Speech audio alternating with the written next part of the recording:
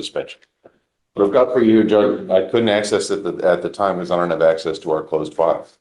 This is an ALR dismissal order. Oh, okay. There was never a suspension on his license at all.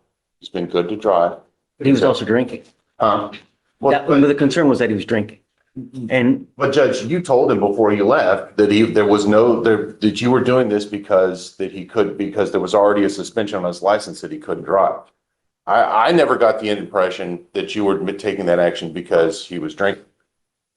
he was drinking allegedly, and the Yes. license was suspended. Yes. Can you run his license, please, state? Your Honor, this should be eligible to you. Did it just become eligible, or when was it eligible? You know what? Let's do this. I have a line of people. I've got arraignments.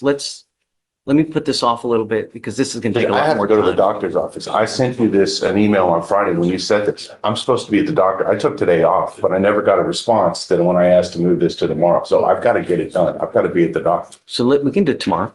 You want to do tomorrow? I'm already Let me here, look at Judge. I'm already here. Your Honor, it looks like it was lifted on 4/2/2025.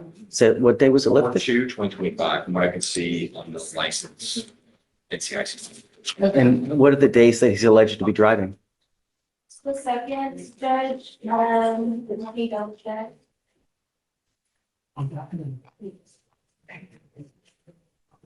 Does he have an interlock as well? Yes, Judge, yes, interlock, he was alleged to be driving on the second and the third. Furthermore, Judge, the bond conditions that you signed on the 28th, nothing on those bond conditions says he can't drive. And my client tells me that when he went to pretrial services, he was told repeatedly, because he asked repeatedly, if he could drive. And so I think pretrial has the apparent authority to tell him what the bond conditions are, especially for somebody, a lay person who, when he goes there, he doesn't. There is a no driving affidavit. This is where the pressure rises. The defense argues the no driving rule came from faulty information. The judge cuts through the noise and focuses on one issue only. Was there a court order? And was it obeyed? At this stage, it's not about documents anymore. It's about authority and who has the final word. On file as of March 28th, where I ordered him not to drive.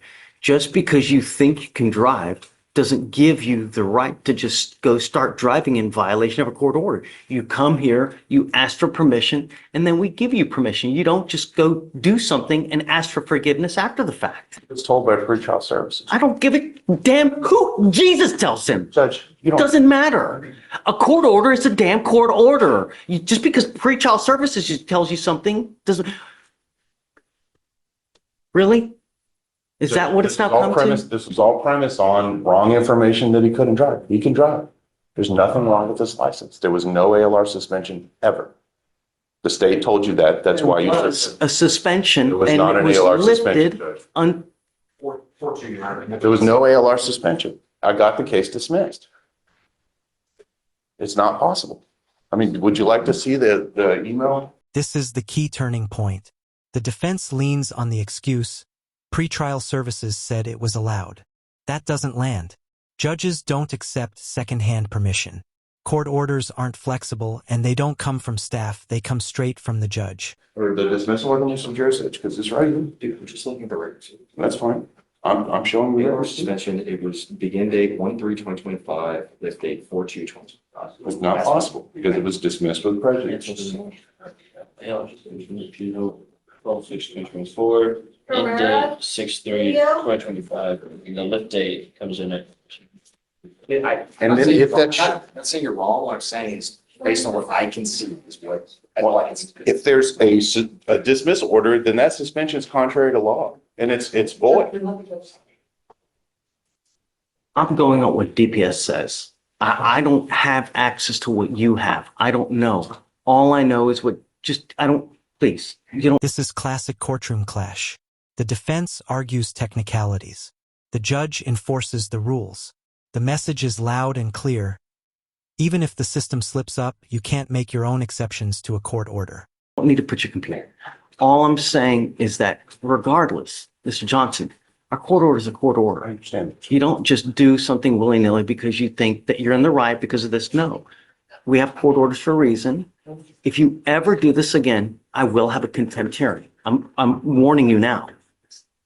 And the next time you do something contrary to anything, I'm going to throw you in jail so fast, your head's be spinning as fast as a wheel. Now, you have a CDL, am I right? Class A license, Judge. I'm not going to put you in jail now, but I want to make sure that you're not drinking. So does he have a scram on right now? Yes, Judge. Okay, everything's operational? Yes, Judge. Don't do it again. The only reason I'm not taking you into custody now is because your license was valid on the 2nd and 3rd. Otherwise, you would be staying with me. Don't violate a court order. We tell you what to do, not pretrial, not anyone else. Do you understand?